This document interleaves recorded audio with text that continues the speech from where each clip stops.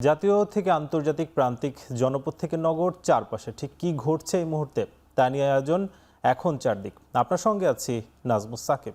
শুরু হলো অগ্নিঝরা মার্চ মাস। 1971 সালের এ মাসে শুরু হয় মহান মুক্তিযুদ্ধ। 71-এর 1 মার্চ জাতীয় পরিষদের অধিবেশন স্থগিতের ঘোষণায় বিক্ষোভে ফেটে পড়ে গোটা বাংলাদেশ। শুরু হয় অসহযোগ আন্দোলন। 2রা ও 3রা মার্চ ঢাকা বিশ্ববিদ্যালয়ে উত্তোলিত হয় স্বাধীন বাংলাদেশের পতাকা, উচ্চারিত হয় স্বাধীনতার ইশতেহার। 8 থেকে 24 মার্চ অসহযোগ আন্দোলনে অচল হয়ে পড়ে পূর্ব পাকিস্তানের শাসন ব্যবস্থা। জনগণের আহ্বানেই চলতে থাকে স্বাধীনতার প্রস্তুতি। 25শে মার্চ কালো রাতে নিরস্ত্র বাঙালির ওপর ঝাঁপিয়ে পড়ে পাক সেনারা। অপারেশন সার্চ লাইট নামে ঢাকা সহ বিভিন্ন স্থানে চালানো হয় গণহত্যা। রক্তে রঞ্জিত হয় বাংলার মাটি। মার্চের এই উত্তাল সাহসী সময় গোটা জাতিকে উদ্বুদ্ধ করে সশস্ত্র সংগ্রাম। আর চূড়ান্ত লড়াইয়ে জন্ম নেয় স্বাধীন সার্বভৌম বাংলাদেশ। ইরানের বালিকা বিদ্যালয়ে হামলার ঘটনায় প্রাণহানির সংখ্যা বেড়ে 85 জনে দাঁড়িয়েছে। এছাড়া লামের্জ শহরের একটি জিমনেশিয়ামে যুক্তরাষ্ট্র এবং ইসরায়েলের হামলায় অন্তত 15 জন নিহত হয়েছেন। এছাড়া রয়টার্সের দাবি, হামলায় প্রাণ গেছে ইরানের প্রতিরক্ষা মন্ত্রী এবং আইআরজিসির এক শীর্ষ সামরিক কর্মকর্তার। এদিকে এখনও ইরানে ড্রোন এবং ক্ষেপণাস্ত্র হামলায় থেমে থেমে বিস্ফোরণের শব্দে কেঁপে উঠছে মধ্যপ্রাচ্যের ঘাঁটিগুলো। বাড়ছে হতাহতের সংখ্যা। চলমান সংঘাতের জেরে হরমুজ প্রণালী বন্ধের সিদ্ধান্ত নিয়েছে ইরান। অন্যদিকে নতুন করে ইরানে বিমান হামলা শুরুর ঘোষণা দিয়েছে ইসরায়েলের সেনাবাহিনী। তবে ইরানে যুক্তরাষ্ট্র এবং ইসরায়েলের হামলার নিন্দা জানিয়েছে জাতিসংঘ এবং রাশিয়া। ডাকা হয়েছে নিরাপত্তা পরিষদের জরুরি সভা।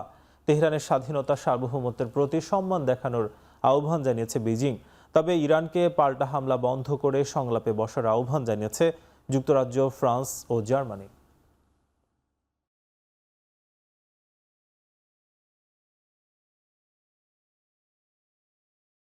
মধ্যপ্রাচ্যে যুক্তরাষ্ট্রের তেল বাণিজ্য এবং ইসরায়েলের নিরাপত্তার স্বার্থে ইরানে এ হামলা বলে মনে করছেন নিরাপত্তা বিশ্লেষক অবসরপ্রাপ্ত মেজর এমদাদুল ইসলাম।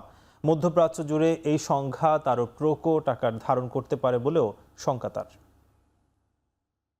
আসতে পারে যেখানে মার্কিন যুক্তরাষ্ট্র এবং ইরানের সাথে একটা আলোচনা চলমান, সেই আলোচনা চলমান রেখে এই আক্রমণ কেন পরিচালিত হয়েছে। এবার যে আক্রমণ, সেটা হচ্ছে গতবারের আক্রমণেরই একটা আমি বলবো যে আরো সামনের দিকে নিয়ে যাওয়া অংশ বিশেষ। কারণ এবং ইরান যেদিন পারমাণবিক অস্ত্রের অধিকারী হবে, সেদিন এই ইসরায়েলের নিরাপত্তাটা আরো বেশি করে হুমকির সম্মুখীন হবে। অন্যদিকে মার্কিন যুক্তরাষ্ট্র মধ্যপ্রাচ্যের বিপুল যে তেলের মজুদ, জ্বালানি তেলের মজুদ, সেটা যদি কোনো শক্তি সেখানে প্রতিহত না করে, বাধা না দেয়, তাহলে আমেরিকা সেখানে আনইন্টারাপ্টেড, অর্থাৎ একেবারে নিশ্চিতভাবে নিরাপদ একটা সরবরাহ ব্যবস্থা, তাদের যে দাম সেই দামে তারা সেটা নিশ্চিত করবে। কিন্তু এখন দেখার বিষয় হচ্ছে ইরানের যারা অন্যান্য বন্ধু রাষ্ট্র আছে তারা কিভাবে সেটাকে প্রতিক্রিয়া দেখায়, এবং প্রতিক্রিয়া দেখালেই এই যুদ্ধ কিন্তু ইরান ইসরায়েলের মধ্যে সীমাবদ্ধ থাকবে বলে আমার মনে হয় না। এটা বিস্তৃত হবে মধ্যপ্রাচ্য জুড়ে।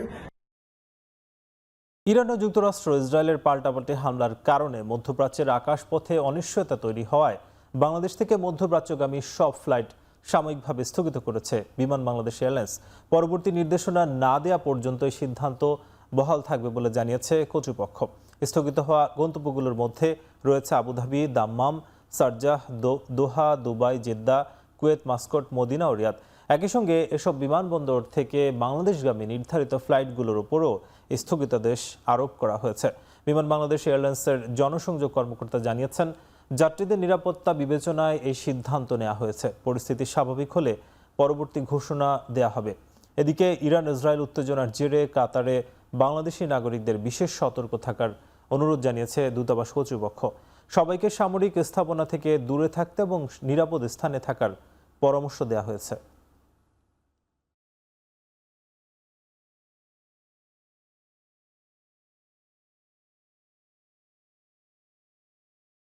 তেহরানে আমেরিকা ও ইসরায়েলের যৌথ হামলাকে কেন্দ্র করে মধ্যপ্রাচ্যের 6টি দেশে ইরানের পাল্টা হামলায় চট্টগ্রামের শাহ আমানত বিমানবন্দরের 6টি ফ্লাইট বাতিল করা হয়। আক্রান্ত দেশগুলো তাদের আকাশসীমা বন্ধ করায় মধ্যপ্রাচ্যগামী এবং এসব দেশ থেকে চট্টগ্রামমুখী ফ্লাইটগুলো বাতিল করা হয়। সন্ধ্যায় প্রেস বিজ্ঞপ্তিতে এ তথ্য জানিয়েছে বিমানবন্দর কর্তৃপক্ষ। এরই মধ্যে 3টি বহির্গমন এবং 3টি আগমনী ফ্লাইট ছিল। বিমান বাংলাদেশ এয়ারলাইন্সের 2টি ফ্লাইট ঢাকা থেকে চট্টগ্রাম হয়ে দুবাই এবং শারজাহ এবং ইউএস বাংলা এয়ারলাইন্সের একটি ফ্লাইট ঢাকা থেকে চট্টগ্রাম হয়ে কাতারের দোহায় যাওয়ার কথা ছিল। একইভাবে এয়ার আরাবিয়ার একটি ফ্লাইট শারজাহ থেকে চট্টগ্রাম, ইউএস বাংলার একটি ফ্লাইট দুবাই থেকে চট্টগ্রাম এবং সালাম এয়ারের একটি ফ্লাইট মাস্কাট থেকে চট্টগ্রামে আসার সময়সূচি নির্ধারিত ছিল। হঠাৎ করে ফ্লাইট বাতিল হওয়ায় দুর্ভোগে পড়েন যাত্রীরা।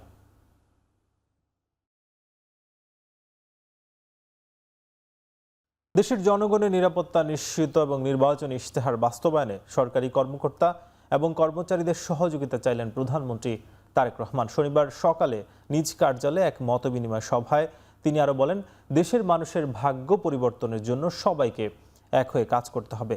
জাতিকে সুশৃঙ্খল জায়গায় নিতে প্রজাতন্ত্রের কর্মচারীদের সরকারের নিয়ম নীতি কঠোরভাবে মেনে চলার ওপর গুরুত্ব তুলে ধরেন প্রধানমন্ত্রী।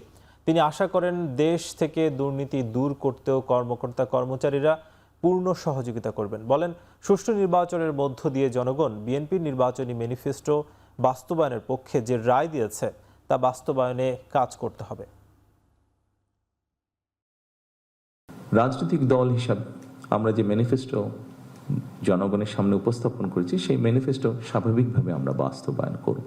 সেই ম্যানিফেস্টোর মধ্যে আমরা উল্লেখ করেছি এই দেশের সন্তানদের শিক্ষা ব্যবস্থাকে আমরা কিভাবে গড়ে তুলতে চাই। সেই ম্যানিফেস্টোর মধ্যে আমরা উল্লেখ করছি এই দেশের সন্তান সহ এই দেশের মানুষের তরুণ সমাজের ক্রীড়া ব্যবস্থা আমরা কিভাবে গড়ে তুলতে চাই। আমরা উল্লেখ করেছি আমাদের ম্যানিফেস্টোতে আমরা নারীকে এম্পাওয়ার করার জন্য তাদেরকে আমরা কিভাবে সহযোগিতা করতে চাই, সেটি শিক্ষার ক্ষেত্রে হোক, সেটি অর্থনৈতিকভাবে নারীদেরকে স্বাবলম্বী করে গড়ে তোলার ক্ষেত্রে হোক। তবে এই ম্যানিফেস্টোকে যদি আমাদের বাস্তবায়ন করতে হয়, খুব স্বাভাবিকভাবে আপনারা যারা প্রজাতন্ত্রের যারা কর্মকর্তা এবং কর্মচারীবৃন্দ, অবশ্যই আপনাদের সহযোগিতা প্রয়োজন। জনগণ সব রাজনৈতিক দলগুলোর দিকে তাকিয়ে আছে, তাই তাদের ভাগ্য উন্নয়নে কাজ করতে চান বলে জানিয়েছেন প্রধানমন্ত্রী তারেক রহমান। শনিবার সন্ধ্যায় জামায়াত ইসলামীর ইফতার অনুষ্ঠানে যোগ দিয়ে কথা বলেন তিনি। রাজধানীর আগারগাঁওয়ে চীনমৈত্রী সম্মেলন কেন্দ্রে জামায়াতের ইফতার অনুষ্ঠানে অংশ নেন প্রধানমন্ত্রী তারেক রহমান। বলেন, হাজারো মানুষের আত্মত্যাগের মাধ্যমে গণতান্ত্রিক যাত্রা শুরু হয়েছে, সেজন্য এদেশের মানুষের ভাগ্য পরিবর্তনের জন্য কাজ করতে হবে। অতীতে সরকারি দল আর প্রধান বিরোধী দলের মধ্যে দা-কুমড়া সম্পর্ক ছিল, জানিয়ে সব তিক্ততা পেছনে ফেলে একসাথে এগিয়ে যাবার আহ্বান জানান প্রধানমন্ত্রী। বিরোধী দলীয় নেতা ডক্টর শফিকুর রহমান সহ 11 দলীয় জোটের শীর্ষ নেতারাও ইফতারে অংশ নেন।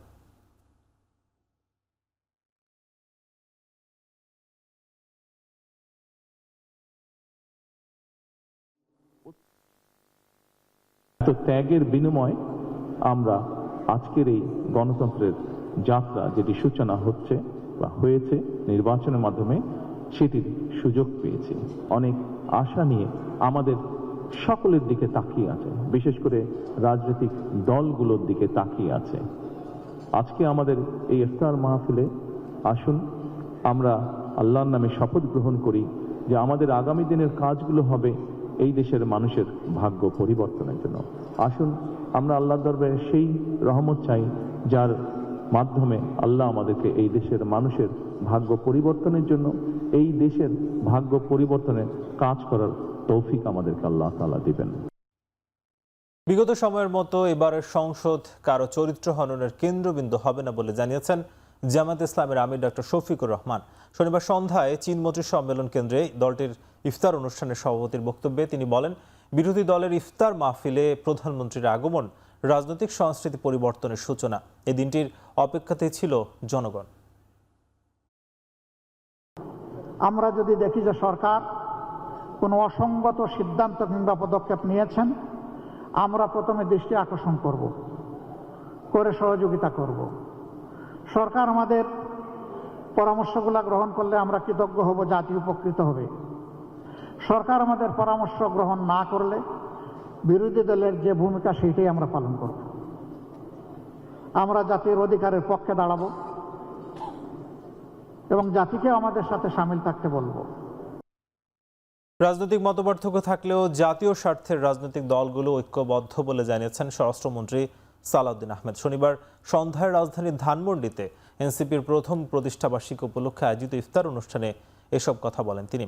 এ সময় তিনি আরও বলেন, জাতীয় সংসদ হবে আলোচনার কেন্দ্রবিন্দু। অনুষ্ঠানে জামায়াতের সেক্রেটারি জেনারেল মিয়া গোলাম পরোয়ার বলেন, জুলাই সনদের কোনো বিষয় সরকারের বাদ দেওয়া উচিত হবে না। সবশেষ তৃণমূলকে শক্তিশালী করার প্রত্যাশা জানিয়ে এনসিপি আহ্বায়ক নাহিদ ইসলাম বলছেন, স্থানীয় সরকার নির্বাচন দ্রুত সময় দিতে হবে। অন্তর্বর্তী সরকার যেসব অধ্যাদেশ জারি করেছেন তাই সংসদে আইন আকারে পাশ করার আহ্বান জানান তিনি।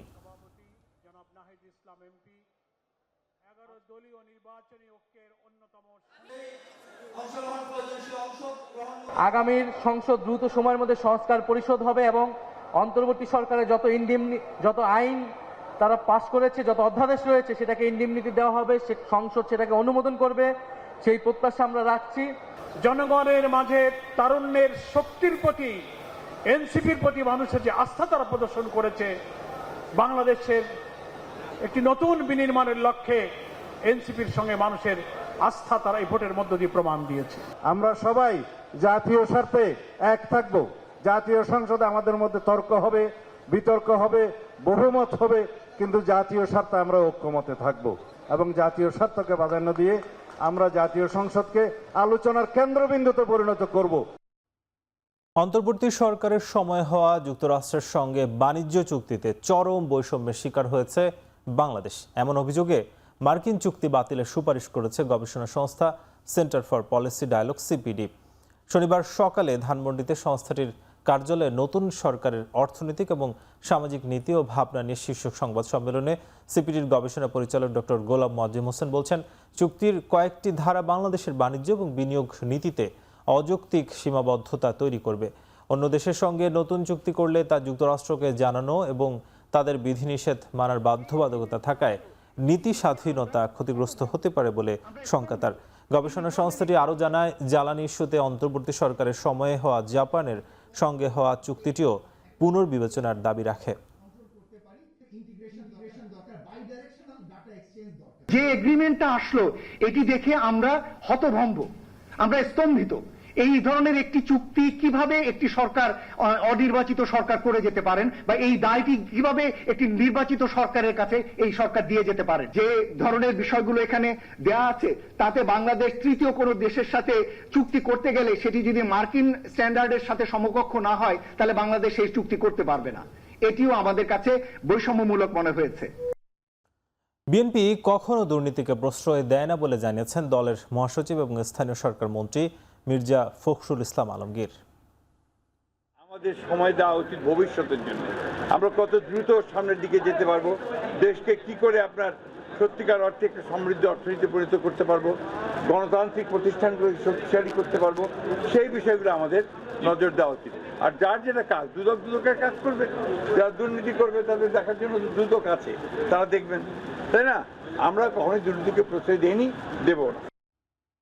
সমাজ একটি ক্রান্তি লগ্নের মধ্য দিয়ে যাচ্ছে, যেখানে একটি গোষ্ঠী নারীদের দূরে ঠেলে দিতে চায় বলে মন্তব্য করেছেন স্থানীয় সরকার, পল্লী উন্নয়ন ও সমবায় মন্ত্রণালয়ের মন্ত্রী ও বিএনপির মহাসচিব মির্জা ফখরুল ইসলাম আলমগীর।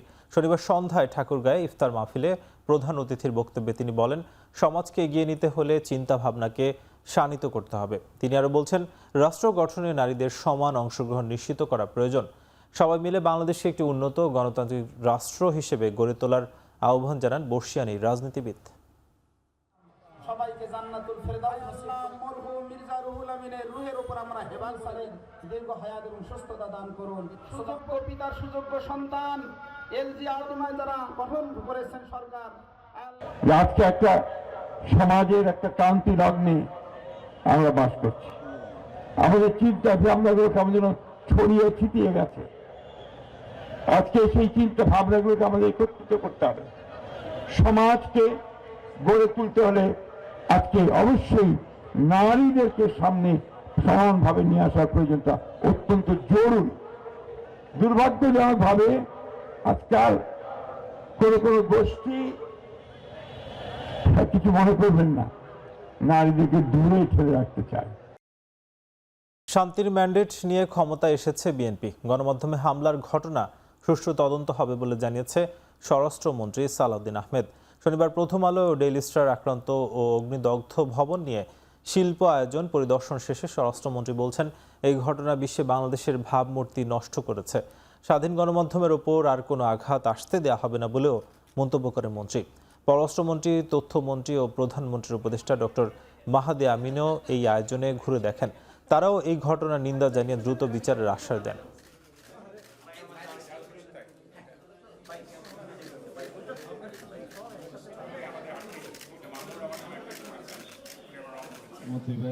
আমরা সবাই যেভাবেই হোক, আমি স্বরাষ্ট্র মন্ত্রণালয়ের দায়িত্বে আছি, তো সেই জন্য প্রথম আলোর পরিবার এবং সাংবাদিক গোষ্ঠী, লেখক, বুদ্ধিজীবী, সাহিত্যিক সবারই একটা দাবি হচ্ছে এর সুষ্ঠু তদন্ত হতে হবে এবং সেটার দায়িত্ব আপনাকে নিতে হবে। প্রথম আলো এবং ডেইলি স্টারের ঘটনায় আমাকে স্থানীয় কূটনৈতিক মহলে এবং বিদেশে কথা শুনতে হয়েছে। মাননীয় স্বরাষ্ট্রমন্ত্রী যে কথাটি বললেন, আমাদের মাথা হেঁট হয়ে গেছে। আমরা আজকে একটা প্রতিজ্ঞা করতে পারি যে এই ধরনের ঘটনা আমাদের দেশে আর ঘটবে না। যে কোনো পরিস্থিতিতে গণমাধ্যম যেন স্বাধীনভাবে কাজ করতে পারে তা নিশ্চিত করবে সরকার, এমন মন্তব্য করেছেন তথ্য ও সম্প্রচার প্রতিমন্ত্রী ইয়াসের খান চৌধুরী।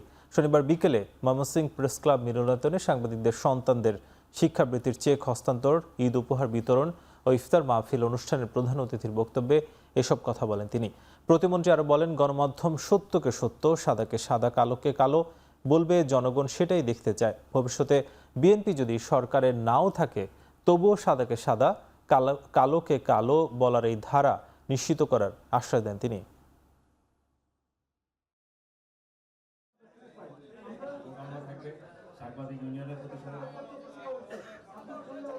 মাননীয় প্রধানমন্ত্রী জনাব তারেক রহমান সাহেবের নির্দেশনা যে গণমাধ্যম যেন অবাধে এবং গণমাধ্যম যেন গণতান্ত্রিক প্রক্রিয়ায় নির্বিঘ্নে কোনো বাধা ছাড়া পূর্ণ স্বাধীনতার মাধ্যমে যেন তারা স্বাধীনভাবে কাজ করতে পারে। এবং আপনারা স্বাধীনভাবে যদি কাজ করতে পারেন, শুধু সংবাদ গণমাধ্যম শুধু নয়, বাংলাদেশের জন্য কিন্তু এটি একটি ভালো সুফল বয়ে আনবে। রাজধানীতে চলাচলের অনুপযোগী ফুটওভার ব্রিজগুলো দ্রুত সময়ের মধ্যে ব্যবহার উপযোগী করা হবে বলে মন্তব্য করেছেন সড়ক পরিবহন, রেল ও নৌ পরিবহন মন্ত্রী শেখ রবিউল আলম। শনিবার বিকেলে রাজধানীর নিউ মার্কেটে ফুটওভার ব্রিজ উদ্বোধনের সময় একথা বলেন তিনি। মন্ত্রী আরও বলছেন, রাস্তা পারাপারের অসুবিধা বিবেচনায় ফুটওভার ব্রিজটি করা হয়েছে। ঈদে জনভোগান্তি কমাতে এটি সহায়ক হবে, তবে কোনো অবস্থাতেই ফুটওভার ব্রিজে অস্থায়ী দোকান করা যাবে না। ঈদের পর নিউ মার্কেট এলাকার ফুটপাত নিয়ন্ত্রণে উদ্যোগ নেওয়া হবে বলেও জানান তিনি।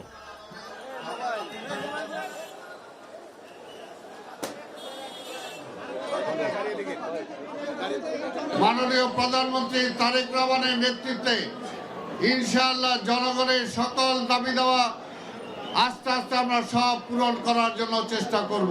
বেশ আধুনিক ফুটওভার ব্রিজ, তার উপরে যাতে কোনো অবস্থাতে কোনো অস্থায়ী দোকান, মানে যেগুলি ফুটপাতে সাধারণত বসে, তার নিচে তার আশেপাশে কোনো অবস্থাতে কোনো রেফারেন্সে কোনো অবস্থাতে সেটা গ্রহণ করা হবে না। আশা করি ঈদের পর এই এলাকার শপিং কমপ্লেক্সগুলির সামনে যে অনাকাঙ্ক্ষিত প্রতিবন্ধকতাগুলি আছে সেটা দূর করা হবে। রাজনীতিতে চাঁদাবাজির কোনো স্থান নেই, এটি একটি সামাজিক ক্ষত বলে মন্তব্য করেছেন বিসিসিআইয়ের প্রশাসক মোহাম্মদ আব্দুর রহিম খান। তিনি বলছেন, 18 মাসের অনির্বাচিত সরকারের সময়েও চাঁদাবাজির অভিযোগ ছিল, যা ব্যবসা বাণিজ্যে প্রভাব ফেলেছে। Dhaka chamber of commerce and industry আয়োজিত বাণিজ্য সহজীকরণ ও নির্বাচন পরবর্তী আইনশৃঙ্খলা পরিস্থিতি শীর্ষক মতবিনিময় সভায় উঠে আসে চাঁদাবাজি, অনিয়ম, দুর্নীতি, প্রশাসনিক জটিলতার ইস্যুগুলো। নির্বাচন পরবর্তী সময় স্থিতিশীল এবং ব্যবসা বান্ধব পরিবেশ গড়তে চাঁদাবাজি বন্ধে কার্যকর পদক্ষেপের দাবি জানায় ডিসিসিআই। সভায় বক্তারা বলছেন, নির্বাচন পরবর্তী সময়ে স্থিতিশীল ও ব্যবসা বান্ধব পরিবেশ গড়তে আইন শৃঙ্খলা রক্ষাকারী বাহিনী, স্বরাষ্ট্র ও বাণিজ্য মন্ত্রণালয় সহ সংশ্লিষ্ট সংস্থাগুলোর সমন্বিত উদ্যোগ জরুরি। চাঁদাবাজি যেভাবেই হোক না, শেষ পর্যন্ত ভোক্তাই এর ফল ভোগ করে, তাই চাঁদাবাজি কঠোরভাবে বন্ধ করার দাবি জানান ব্যবসায়ী নেতারা। অবশ্যই সেখানে ব্যবসা আইন শৃঙ্খলা বাহিনী সঠিক থাকে, কোথাও ব্যান বলবে। শিক্ষা খাতে বরাদ্দ জিডিপির 5% উন্নীত করলেই চলবে না, বাজেট ব্যবহারের সক্ষমতা, স্বচ্ছতা এবং জবাবদিহিতা নিশ্চিত করতে হবে বলে মন্তব্য করেছেন গণস্বাক্ষরতা অভিযানের নির্বাহী পরিচালক রাশেদা কে চৌধুরী। শনিবার সকালে জাতীয় প্রেস ক্লাবে সংবাদ সম্মেলনে তিনি এ মন্তব্য করেন। এছাড়া ব্যয় সুনির্দিষ্ট করা, ঝরে পড়া, বাল্যবিবাহের শিকার ও পিছিয়ে পড়া জনগোষ্ঠীর শিক্ষা উন্নয়নে বিশেষ গুরুত্ব প্রদানের প্রস্তাবনা দেওয়া হয় সংবাদ সম্মেলনে। আদালত কর্তৃক শিক্ষার্থীদের পুনর্ভর্তি ফি গ্রহণ না করার নির্দেশনাকে পূর্ণাঙ্গভাবে বাস্তবায়ন, প্রযুক্তি ব্যবহারে শিক্ষকদের দক্ষতা বৃদ্ধি, অষ্টম শ্রেণী থেকে তৃতীয় ভাষা শিক্ষা এবং শিক্ষা সংস্কার কমিশন গঠনে শিক্ষাবিদ, অভিভাবক, গবেষকদের নিয়ে বিশেষজ্ঞ কমিটি গঠন ও জাতীয়ভাবে ডাটা ব্যাংক তৈরির দাবি জানানো হয়। এ সময় গাইড ও কোচিং সেন্টার বাণিজ্য বন্ধে, পঞ্চম ও অষ্টম শ্রেণীতে বৃত্তি পরীক্ষা বন্ধের প্রস্তাবনাও দেওয়া হয় সংবাদ সম্মেলনে।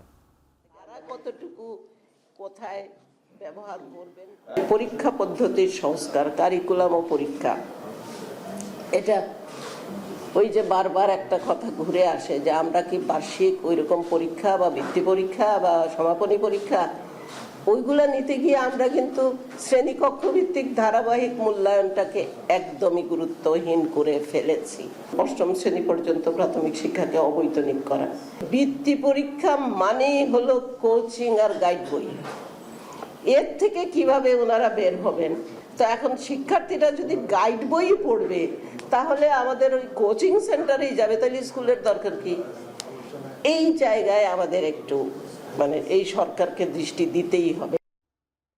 ঈদের আগে ফ্যামিলি কার্ডধারীরা তাদের প্রাপ্য অর্থ পাবেন বলে জানিয়েছেন মহিলা ও শিশু বিষয়ক প্রতিমন্ত্রী ফারজানা শারমিন পুতুল। শনিবার দুপুরে নাটোর সার্কিট হাউসে মতবিনিময় সভা শেষে কথা জানান তিনি। বলেন, প্রাথমিকভাবে দরিদ্র এবং নিম্নবিত্ত পরিবারের নারীদের সুবিধা দেওয়া হচ্ছে। 10 মার্চ দেশের 14টি উপজেলায় ফ্যামিলি কার্ডের উদ্বোধন করবেন প্রধানমন্ত্রী তারেক রহমান। ঈদের আগে 10 তারিখে এটা শুভ উদ্বোধন করবেন আমাদের মাননীয় প্রধানমন্ত্রী, এবং এই শুভ উদ্বোধনের দিন থেকেই কিন্তু প্রতি মাসে এই টাকাটা প্রতি মাসে তাদের অ্যাকাউন্টে যাবে যারা এটার বেনিফিশিয়ারি হবেন। প্রথম মাসে 10,000, তারপরে মাসে আরো 10,000, তারপরে মাসে আরো 10,000, এরকম করে 4 মাসের আমরা একটা প্রজেক্ট এর মধ্যে নিয়েছি যে ঈদের আগে পাইলট বেসিসে আমরা 14টি ইউনিটে এই প্রজেক্টটা শুরু করছি। এই 14টি ইউনিট 14টা উপজেলার একটি ইউনিয়নের একটি ওয়ার্ডকে নিয়ে শুরু হবে, এবং এই পাইলট বেসিসে 14টি ইউনিটে যদি আমরা সাকসেস হতে পারি, একইভাবে একই ডিজাইনে একইভাবে কমিটি গঠন করে আমরা পরবর্তীতে গ্র্যাজুয়ালি পুরো বাংলাদেশে এই প্রজেক্টটি আমরা চালু করব। হজ সুন্দরভাবে সম্পন্ন করলে পুরস্কৃত করা হবে, আর যারা হজ যাত্রীদের কষ্ট দেবে তাদের বিরুদ্ধে ব্যবস্থা নেওয়া হবে, এমনটাই জানিয়েছেন ধর্মমন্ত্রী কাজী শাহ মোফাজ্জল হোসাইন কায়কোবাদ। শনিবার সন্ধ্যায় রাজধানীর পুলিশ কনভেনশন হলে হাব কর্তৃক আয়োজিত আলোচনা সভায় কথা বলেন ধর্মমন্ত্রী। আলোচনা সভায় উপস্থিত হতে না পারলেও মুঠোফোনে হজ আয়োজকদের উদ্দেশ্যে বেসামরিক বিমান পরিবহন ও পর্যটন মন্ত্রী আফরোজা খানম বলেন, বিগত সময়ের চেয়ে এবার হজ যাত্রা নির্বিঘ্ন হবে। আলোচনা সভায় আরও উপস্থিত ছিলেন ধর্ম বিষয়ক মন্ত্রণালয়ের ভারপ্রাপ্ত সচিব সহ হজ যাত্রার সঙ্গে সংশ্লিষ্ট কর্মকর্তা ও হাব নেতৃবৃন্দ। হাজিরা হলো আল্লাহর মেহমান, এটা হলো আল্লাহর সাথে সম্পর্ক। আল্লাহর মেহমানের সাথে কেমন ব্যবহার করতে হবে, তার কিভাবে খেদমত করতে হবে আমার চেয়ে আপনারা ভালো জানেন। ওনাদের ব্যাপারে যদি সুন্দর এবং সুন্দরভাবে হজ আপনারা পরিচালনা করতে পারেন, আপনাদেরকে পুরস্কৃত করা হবে সরকারের পক্ষ থেকে। জাতীয়তাবাদী মৎস্যজীবী দলের 47তম প্রতিষ্ঠাবার্ষিকী উপলক্ষে রাজধানীর শেরেবাংলা নগরে সাবেক রাষ্ট্রপতি জিয়াউর রহমান ও সাবেক প্রধানমন্ত্রী বেগম খালেদা জিয়ার সমাধিতে শ্রদ্ধা জানিয়েছেন দলটির নেতাকর্মীরা। শনিবার সকালে দেশের বিভিন্ন জেলার নেতাকর্মীরা জিয়া উদ্যানে আসেন। পরে তারা সাবেক রাষ্ট্রপতি জিয়াউর রহমান এবং সাবেক প্রধানমন্ত্রী খালেদা জিয়ার সমাধিতে পুষ্পার্ঘ্য অর্পণ করেন। এ সময় তারা দোয়া ও মোনাজাতে অংশ নেন এবং সংগঠনের অতীত কার্যক্রম এবং ভবিষ্যৎ কর্মপরিকল্পনা নিয়ে কথা বলেন। নেতাকর্মীরা বলেন, প্রতিষ্ঠাবার্ষিকীর এই দিনে সংগঠনকে আরও শক্তিশালী এবং গতিশীল করার প্রত্যয় নিয়ে এগিয়ে যাবেন তারা।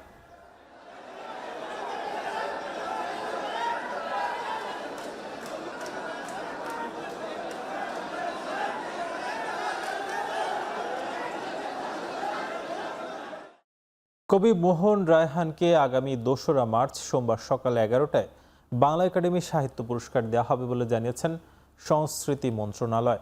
শনিবার বিজ্ঞপ্তিতে একথা তারা জানান বাংলা একাডেমির মাধ্যমে। এর আগে গত সোমবার বাংলা একাডেমি সাহিত্য পুরস্কার 2025-এর জন্য মনোনীত হয়েও পুরস্কার পাননি কবি মোহন রায়হান। গত বৃহস্পতিবার বিকেলে নিজের ফেসবুক পেজে দেওয়া পোস্টে এ তথ্য জানিয়েছিলেন তিনি। এর একদিন পরই আবার তাকে বাংলা একাডেমি সাহিত্য পুরস্কার দেওয়া হবে বলে নাম ঘোষণা করা হলো। এরই মধ্যে বাংলা একাডেমি সাহিত্য পুরস্কার 2025-এর জন্য যারা নির্বাচিত হয়েছিলেন তাদের গত বৃহস্পতিবার পুরস্কার তুলে দেন প্রধানমন্ত্রী তারেক রহমান।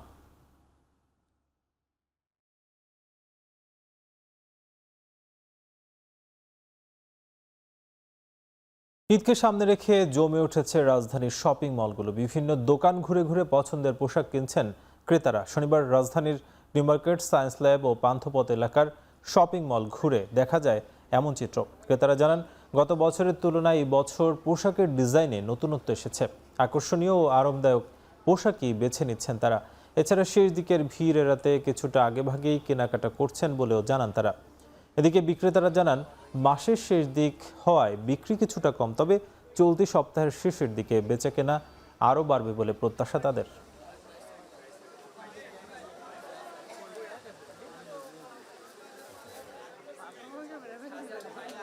আমি আজকে শপিং করেছি, আমার শপিং করতে অনেক ভালো লাগে। আজকে ফার্স্ট আসলাম, এক্সপেক্ট করিনি যে এত ভিড় হবে। সবাই খুব উৎসুক হয়ে উৎসব মুখর পরিবেশেই কেনাকাটা করছে। কালেকশন অনেকে আছে, বাট এবারে দাম কিছুটা বেশি, গতবারের তুলনায় দাম বেশি। এই ঈদের জন্য ফ্যামিলি নিয়ে আসছি, বাইক না আপু সবাই নিয়ে আসছি। এই শার্ট কিনলাম, গেঞ্জি কিনলাম। বাচ্চাদের কালেকশনটা নতুন, মানে ভালো লেগেছে। নরসিংদীতে কিশোরীকে ধর্ষণ ও হত্যা মামলায় গ্রেপ্তারকৃত 7 জনকে রোববার আদালতে তোলা হবে। আর অভিযুক্ত আরও 2 জনকে গ্রেপ্তারের চেষ্টা চলছে বলে জানিয়েছে পুলিশ। শনিবার সকালে সংবাদ সম্মেলনে কথা জানান পুলিশ সুপার মোহাম্মদ আবদুল্লাহ আল ফারুক। এর আগে বুধবার সন্ধ্যায় বাবার কাছ থেকে ওই কিশোরীকে ছিনিয়ে নেয় অভিযুক্তরা। পরদিন সকালে বাড়ির পাশে সরিষা ক্ষেত থেকে ভুক্তভোগীর মরদেহ উদ্ধার করে পুলিশ। এই ঘটনার ভুক্তভোগীর মা 9 জনকে আসামি করে থানায় মামলা করেন। পরে শুক্রবার রাতে প্রধান অভিযুক্ত নুরাকে গাজীপুর থেকে গ্রেপ্তার করে আইনশৃঙ্খলা বাহিনী। এছাড়া অভিযুক্ত আরেকজনকে গ্রেপ্তার করা হয় ময়মনসিংহের গৌরীপুর থেকে। এদিকে ঘটনা ধামাচাপা ও ভুক্তভোগীর পরিবারকে গ্রাম ছাড়তে চাপ দেওয়ার অভিযোগে গ্রেপ্তারকৃত ইউনিয়ন বিএনপির সহসভাপতি আলী আহমেদ মেম্বারকে দল থেকে বহিষ্কার করেছে বিএনপি।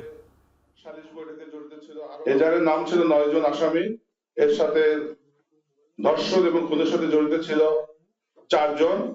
এছাড়াও এই ঘটনাকে কেন্দ্র করে সালিশ বৈঠকে জড়িত ছিল আরো 5 জন। তার মধ্যে আমরা 7 জনকে গ্রেপ্তার করতে সক্ষম হয়েছি। আমরা জিজ্ঞাসাবাদ করছি, আমরা তাদেরকে রিমান্ডের প্রেয়ার দেব।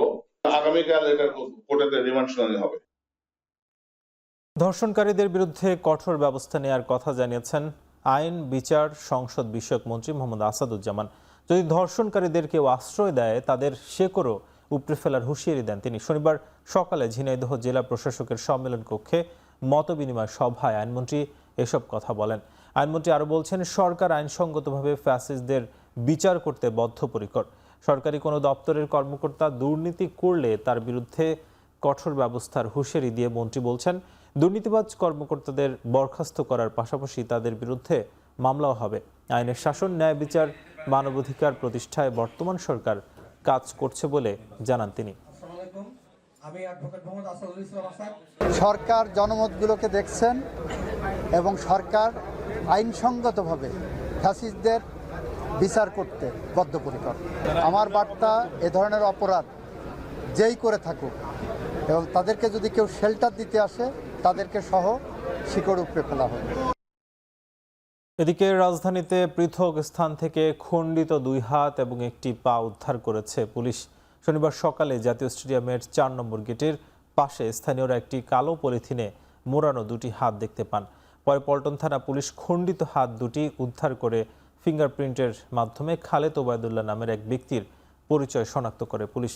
ভুক্তভোগী নরসিংদীর শিবপুরের তাতিয়াকান্দির বাসিন্দা। তিনি বাংলাদেশ গণস্বাস্থ্য হোমিও কেন্দ্রে এক চিকিৎসকের সহকারী হিসেবে কাজ করতেন। অন্যদিকে পল্টনের আলোক কমিউনিটি সেন্টারের পাশে একটি খণ্ডিত পা উদ্ধার করে পুলিশ। খণ্ডিত হাত ও পা একই ব্যক্তির কিনা তা পরীক্ষার জন্য ঢাকা মেডিকেলের ফরেনসিক বিভাগে পাঠানো হয়েছে। আমার আপন চাচাতো ভাইয়ের ছেলে ভিকটিম বাদল, ওবায়দুল্লাহ বাদল, সে নাকি মারা গেছে, তার 2টা হাত পাওয়া গেছে এবং পা পাওয়া গেছে। তো এই কথা শুনে আমি তাৎক্ষণিক পরে ঘটনাস্থলে আসি, আইসা যে আমাদের যে অফিসার ইনচার্জ রমনা থানার স্যারের কাছে আমি যাই। স্যারের কাছ থেকে জানতে পারলাম যে এই ঘটনা, এখান থেকে এইগুলো পাওয়া গেছে, স্যাররা তদন্ত করতেছে। পাবনার ঈশ্বরদীতে মধ্যরাতে বাড়ি থেকে দাদিকে হত্যা করে নাতনিকে অপহরণ করে দুর্বৃত্তরা। পরে বাড়ির অদূরে সরিষা ক্ষেত থেকে তারও মরদেহ উদ্ধার করা হয়। শুক্রবার স্থানীয়রা জানায়, মধ্যরাতে হঠাৎ কান্নাকাটির আওয়াজ শুনে রাস্তায় বের হয় তারা। এক পর্যায়ে কান্নার আওয়াজ থেমে গেলে বাড়িতে চলে যান তারা। সকালে সুফিয়া খাতুনের বাড়ির উঠানে তার রক্তাক্ত মরদেহ দেখতে পেয়ে পুলিশে খবর দেয় স্থানীয়রা। পরে খোঁজাখুঁজির পর সুফিয়া খাতুনের নাতনির জামিলার মরদেহ সরিষা খেতে পাওয়া যায়। পুলিশের প্রাথমিক ধারণা, ধর্ষণের পর জামিলাকে হত্যা করা হয়েছে। ঘটনা তদন্ত করে আইনগত ব্যবস্থা নেওয়া হবে বলে জানিয়েছেন ঈশ্বরদী সার্কেলের অতিরিক্ত পুলিশ সুপার প্রণব কুমার।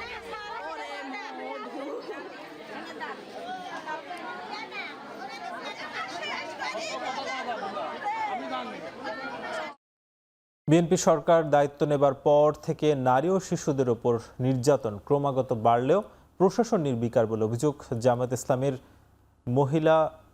মহিলা বিভাগের। শনিবার সকালে জাতীয় প্রেস ক্লাবের সামনে বিক্ষোভ কর্মসূচিতে দলটির মহিলা কর্মীরা এমন অভিযোগ করেছেন। সম্প্রতি রাজধানীর রামপুরা, নরসিংদী সহ দেশের বিভিন্ন স্থানে নারী ও শিশুর ওপর নির্যাতন ও সহিংসতার ঘটনায় প্রতিবাদ জানান তারা। এসব ঘটনা দৃষ্টান্তমূলক শাস্তির দাবি জানানো হয়। গ্রামগঞ্জে মাদকের ব্যবহার ছড়িয়ে পড়েছে উল্লেখ করে তারা বলেন, মাদকাসক্তরা নারী শিশুদের নির্যাতন করছে, বিকৃত মানসিকতার সমাজ তৈরি হচ্ছে। এসব অন্যায় প্রতিরোধে প্রধানমন্ত্রীর হস্তক্ষেপ চান তারা।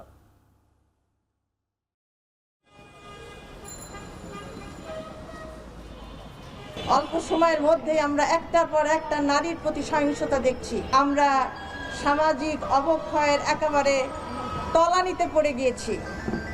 এখন যদি আমরা উঠে না দাঁড়াই তাহলে এই জাতি কিন্তু ধ্বংস হয়ে যাবে। কারণ কোন জাতির নারীরা যখন অবহেলিত হয়, অপমানিত হয়, সহিংসতা হয় নারীদের প্রতি, সেই জাতি কিন্তু টিকে থাকতে পারে না। যখন সমাজের প্রভাবশালী অংশ এবং রাজনৈতিক ছত্রছায়ায় লালিত তথাকথিত মানুষ নামের পশুগুলো ছাড় পেয়ে যায়, তখনই এই বর্বরতা শেষ সীমায় পৌঁছে যায়। চট্টগ্রামের চকবাজারে পুলিশি পাহারায় থাকা এক শীর্ষ ব্যবসায়ীর বাসা লক্ষ্য করে গুলি করেছে সন্ত্রাসীরা। শনিবার সকাল 6:30টার দিকে নগরের চন্দনপুর এলাকায় স্মার্ট গ্রুপের চেয়ারম্যান মুস্তাফিজুর রহমানের বাসায় এই গুলি করার ঘটনা ঘটে। ব্যবসায়ী মুস্তাফিজুর রহমানের দাবি, চাঁদা দাবি করে না পাওয়ায় বিদেশে পলাতক এক সন্ত্রাসীর অনুসারীরা গুলি ছুড়েছে। এর আগে গত 2রা জানুয়ারি ওই বাসায় গুলি করেছিল সন্ত্রাসীরা। গুলিতে বাসার জানালার কাচ ভেঙে গিয়েছিল, বাসার দরজায়ও গুলি লাগে। এরপর থেকে বাসাটি পুলিশের পাহারায় ছিল। পুলিশের পাহারায় এমন ঘটনায় আশপাশের লোকজনের মধ্যে আতঙ্ক বিরাজ করছে। এদিকে ঘটনাস্থল পরিদর্শন করেছে পুলিশের ঊর্ধ্বতন কর্মকর্তারা। পুলিশের দাবি, ভোরে কার ও মোটরসাইকেল যুগে এসে গুলি করে দ্রুত পালিয়ে যায় সন্ত্রাসীরা। এই ঘটনার তদন্ত চলছে।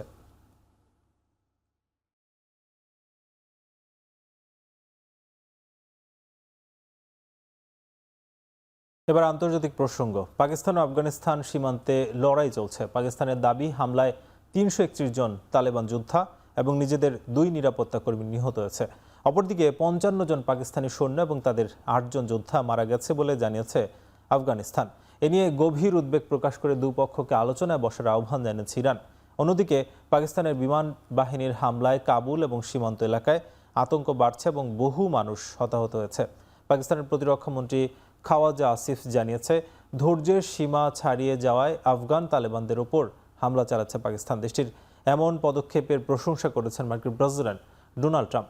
এদিকে বেসামরিক নাগরিকদের নিরাপত্তা নিয়ে উদ্বেগ প্রকাশ করে দ্রুত যুদ্ধবিরতির আহ্বান জানিয়েছেন জাতিসংঘের মহাসচিব অ্যান্তোনিও গুতেরেস।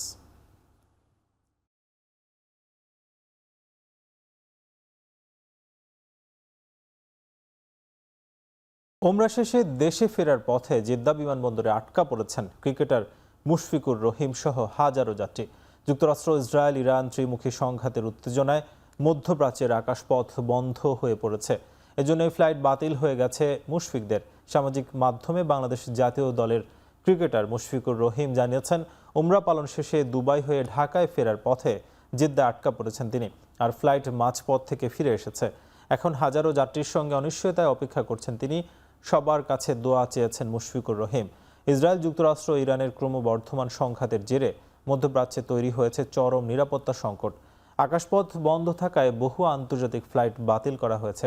পরিস্থিতি স্বাভাবিক না হওয়া পর্যন্ত যাত্রীদের চরম ভোগান্তি এবং অনিশ্চয়তায় অপেক্ষা করতে হচ্ছে সেখানে।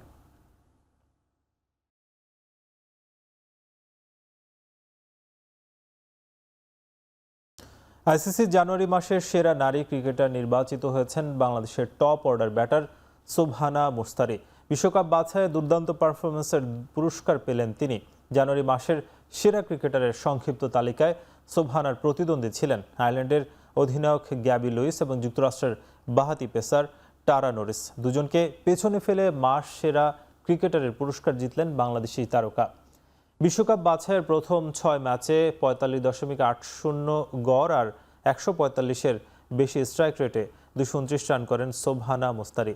এর মধ্যে থাইল্যান্ডকে হারিয়ে বিশ্বকাপ নিশ্চিত করার ম্যাচে 59 রান করে ম্যাচ সেরার পুরস্কার জেতেন তিনি। স্কটল্যান্ডের বিপক্ষে পরের ম্যাচেও 47 রান করেন মুস্তারি। জাতীয় দলের হয়ে এখন পর্যন্ত 30টি ওয়ানডে এবং 54টি টি-20 ম্যাচ খেলেছেন 24 বছর বয়সী এই ব্যাটার।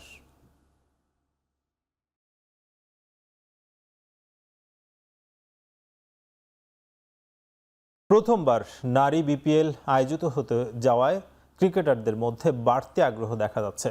ড্রাফটের সময় প্রকাশ করার পর থেকেই অনুশীলন আর ফিটনেস নিয়ে কাজ শুরু করে দিয়েছেন নারী ক্রিকেটাররা, সাজাচ্ছেন নানা পরিকল্পনা। জাতীয় দলের ক্রিকেটার সুবহানা মুস্তারি মনে করছেন, বিপিএল থেকে ক্রিকেটাররা আসন্ন শ্রীলঙ্কা সিরিজের জন্য ভালো প্রস্তুতি সারতে পারবেন। যত তাড়াতাড়ি সম্ভব আসলে আমাদের বিপিএলটা হবে, তো আসলে উনি সেটা সম্ভব করিয়ে দেখিয়েছেন যে আসলে কিছুদিন পর আমাদের বিপিএলটা হবে। তো এটা নিয়ে আমরা অনেক বেশি এক্সাইটেড। প্রতিটা প্লেয়ারের মধ্যেই আসলে এক্সাইটমেন্ট কাজ করছে। আমরা প্রতিদিনই আসলে বিপিএল নিয়েই কথা বলছি। শ্রীলঙ্কা সিরিজ যেহেতু 2 ফরম্যাটে হবে, ওডিআই টি-20, তো নর্মালি ফার্স্টে আমরা যদি বিপিএল খেলি সেটা টি-20 ফরম্যাটে হবে। তো বিপিএল নিয়ে চিন্তা যেরকম আছে, আসলে প্রিপারেশন তো আসলে এখানে মেইন ব্যাপার, কারণ আমরা সামনে যে ক্রিকেটটা খেলবো সেটারই তো প্রিপারেশন নিব।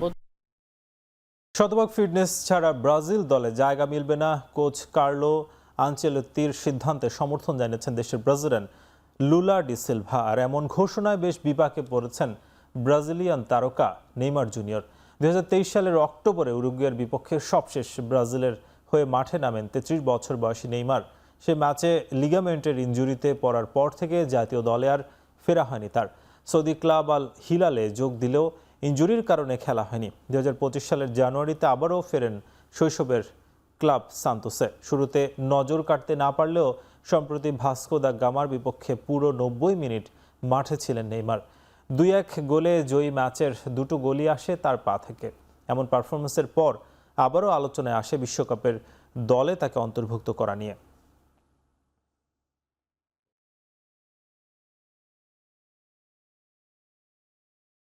মার্চের 5 তারিখে হোয়াইট হাউস ভ্রমণ করবে লিওনেল মেসির ইন্টার মিয়ামি।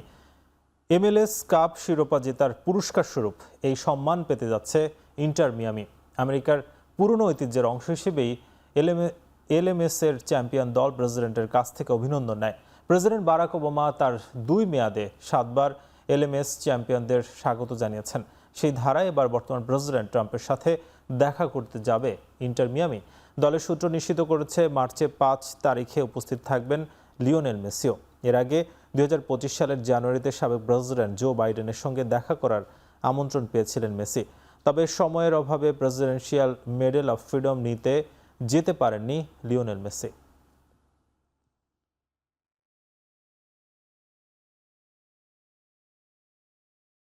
শেষ করছি এখন চারদিক। এখন টেলিভিশন ওয়েবসাইটে দেখতে ভিজিট করুন এখন.tv। এছাড়া ফেসবুক যুক্ত হতে পারেন facebook.com/tv.এখন। ইউটিউবে দেখতে পারেন youtube.com/c/echontv।